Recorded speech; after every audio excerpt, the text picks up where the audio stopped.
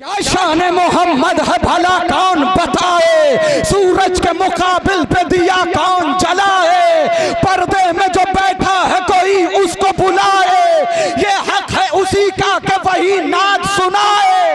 मैं नात पढ़ूं बस की मेरे बात नहीं है, मैं क्या हूँ फरिश्तों की भी औकात।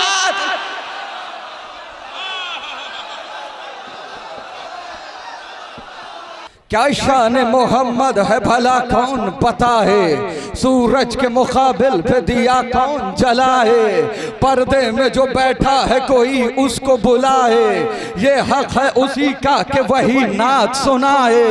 मैं नात पढ़ूं बस की मेरे बात नहीं है, मैं क्या हूँ फरिश्तों की भी औकात नहीं है। अल्लाह ने जो पांच ये अनवार बनाए, एक फातिमा एक हैदर एक कर्रार बनाए, इन पांच में दो खुल्द के सरदार बनाए, अव्वल में मगर अहमद मुख्तार बनाए। ये पंजतने पाक हैं वहदत से जुड़े हैं, हाँ इनमें भी महबूब खुदा सबसे बड़े